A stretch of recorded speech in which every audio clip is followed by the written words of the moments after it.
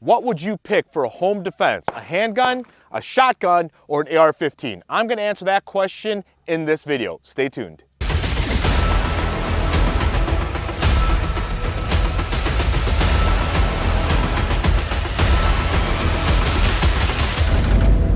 What's happening, guys? Welcome back to the S2 Strategic Defense channel. My name is Nick, and in this video I'm going to answer the age-long question: what kind of firearm is best for home defense? A handgun, a shotgun, or an AR-15? Now, I've been kind of seeing a bunch of videos about the same topic online, on YouTube, on social media and such, and there's just a lot of bad advice. Now, I get this question pretty often in person, mostly from my license to carry students or from my defensive pistols and defensive firearms students, right? They're on range with me, we're doing a bunch of work. One of the things that they have in mind is, hey, how do I protect myself out in the world? And then the second question is, how do I protect myself inside my home? And so we get this question pretty often. So I want to give you guys a clear and definitive answer and explain to you why I think that this particular firearm is probably the best one, okay? So real quick, if you guys have seen any of these videos where people are talking about the same thing, a bunch of YouTubers or gun enthusiasts, the first thing that they do is they come out on range, they bring their firearms, they set some ballistic gel up, they start putting holes in it, and their answer is based on just what the ballistic gel is telling them, right? And if you look at it that way, you're going to have basically what I consider Joe Biden advice. If you want to protect yourself, get a double-barrel shotgun. All you need is a double-barrel shotgun, right? Obviously, a 12-gauge slug or a double-aught buck is going to place a huge wound cavity into whatever it hits, okay? But that doesn't make it best in a home defense situation. Let me explain why I'm saying that. Home defense is really interesting to me because it involves a lot of dynamics. First and foremost, you have the stress factor. Second of all, you have accessibility. Fine, let's say that you are Buddha and stress doesn't bother you much, and accessibility, maybe you sleep right next to all three of those and you hear some window break in the middle of the night and they're all right there. Fine, cool, I get it, all right? But the real interesting dynamics is the environment of inside of a home, around furniture, in and out of doors, through the kitchen, through the living room, through bedrooms, that kind of a thing. Then you add in the dynamic of potentially having to protect a third party, right? Maybe you have a spouse, maybe you have kids, maybe you have a girlfriend or a boyfriend or a roommate, somebody that you are responsible for protecting. So when you take a look at those dynamics and then you take the firearms, handgun, an AR-15, and a double-barrel shotgun or even just a regular shotgun, and try and put it in that environment, you really start to see what comes through well for you and what does not, okay? So, real fast, let's talk about the environment of the home, all right? If you have somebody who's a spouse, a kid, somebody that you're protecting, there's a good chance that you're going to be operating the firearm one-handed because you're trying to move them, drag them around, close doors, open doors, get them to quiet down, that kind of a thing. Which firearm can you handle best one-handed? A handgun, a shotgun, or an AR-15? Right, the handgun, all right? So that's one aspect of it. Let's take a look at another aspect, just the lay of the land. It's middle of the night, it's pitch black outside, inside, 3 a.m., that kind of thing. You're trying to navigate the house. Let's say you have a weapons-mounted light on each of those, right?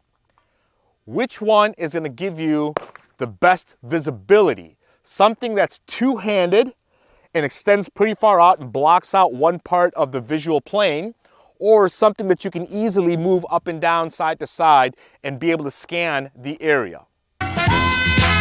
Right, the handgun. Okay, let's talk more about the lay of the land. If you're navigating corners, hallways, that kind of a thing, in and out of rooms, trying to get to, maybe you have 3 kids and they're all in their own rooms and you have to get through each of them, kind of picking them up and gathering them, corralling them into one area, which firearm is easiest to navigate corners and doorways and hallways through? Is it the handgun, the shotgun, or the AR? Right, the handgun. Why? Because it's short, it's compact, it's easy to compress back to you. You could still move around and do the thing, work one-handed, that kind of stuff. With an AR or with a shotgun, they're longer, so this, by default, you're gonna end up having to tuck that under the arm or over the shoulder or put it straight down, turn in corners. Obviously, having a longer object is always gonna be a little bit tougher. So essentially, you'd be slowing yourself down and potentially bumping into things or just not being able to get through tight confined areas like doorways very efficiently or effectively. So for me, when I start looking at these things, I kind of go, well, how about those ballistics though? Absolutely, a 12 gauge slug or a double-aught buck or hell, even like birdshot is going to place a larger wound cavity into that person, okay? That's not the issue. You need enough firepower to stop that person and potentially their partner or somebody that they are invading your home with, right? So maybe 2 or maybe 3 people. Shotguns tend to have much more limited capacity, although they're doing a lot of work per shot, especially, you know, if you take something that's got 9 pellets, we'll talk about that in a second too, you're blowing like craters into people, or so it seems, right? It's not really like that, obviously, but the idea is that it's going to be a larger wound cavity than, let's just say, a 9mm or a 223 or 5.56 round, by far. Okay. You are responsible for everything that leaves the muzzle. If you have 9 pellets that are out and doing the dance, they're probably going to ricochet around, go through something, over-penetrate interior walls and such, okay? You're responsible for each of those. What happens is one of them goes off and kills your own kid or gets through a window and hits the neighbor lady. That's something you need to keep in mind.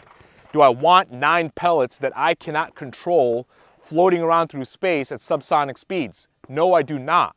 I want to know exactly what's coming out of the muzzle, where it's going, and what it's doing, okay? So, handgun starts shining over there too. Let's talk real quick mostly about that wound cavity for a second. What is enough, right?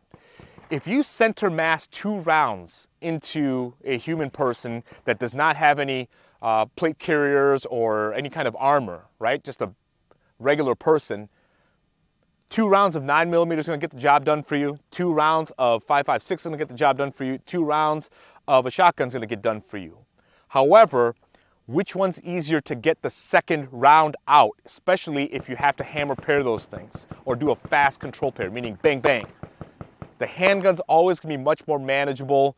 I would venture to say that the AR-15 is probably the most manageable in all of that. The felt recoil is super soft. The gun runs really flat. But a shotgun, if you take a semi-auto shotgun, or let's just say if it's a pump action shotgun, to get 2 rounds out, number one, takes more time. And number two, they rock you around, especially when you're using something like buckshot or slugs, right? They really hit the shoulder pretty hard, so getting back on target is a problem. Let's think about that environment again. You're in an apartment, or even if you're in a single family home or townhome or whatever, you are inside. There is a concussive property. It's the reason why we're on range. We wear eye and ear protection, right? Because we don't want to go deaf. If you shoot a shotgun in a closed environment, without ear protection, it will disorient you, period. Even a 9mm is going to make you kind of go, oh my God, that's kind of interesting. But you're going to get through. An AR-15, a little more so. But a shotgun is going to completely disorient you, at least for a few seconds, let's just say, which will feel like minutes or hours in that kind of a situation, which means now you're not effectively protecting yourself, protecting your property, or protecting your loved ones. So I wanted to make this video for you guys and at least just give you this 30,000 foot view. Now, if you guys have never trained in a force-on-force using simunition rounds inside of like a shoot house, and you're using those paint marking cartridges, find a simunitions or force-on-force reality-based training near you and attend that. Look, even for shotgun, I have paint marking cartridges. AR, we change out the bolt carrier group and then the magazine, and we run that.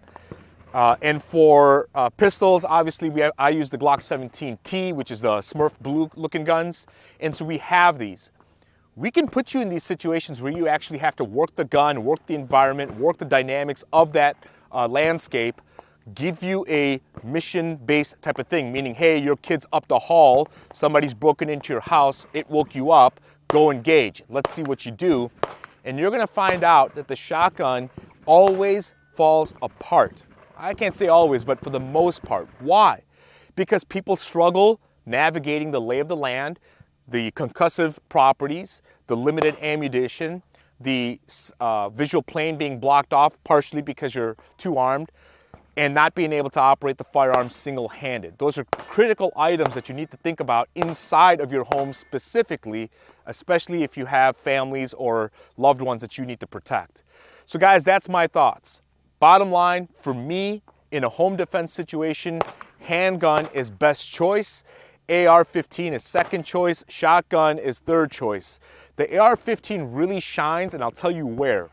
In transitional spaces, when you have long hallways, or somebody's like, on the other end of the house, you're in visual plainly seen, but they're at the long end of the house, you can really put some firepower down and take advantage of the distance. But in that close proximity, I'll take a handgun inside of a home any day of the week. So that's my thoughts on it, guys. Let me know what you guys think in the comments section, whether you agree, whether you disagree. We can have that conversation in a civil manner. That's just my 2 cents on the situation. All right, guys, hopefully you got something out of this video. Until then, I'll see you guys next time.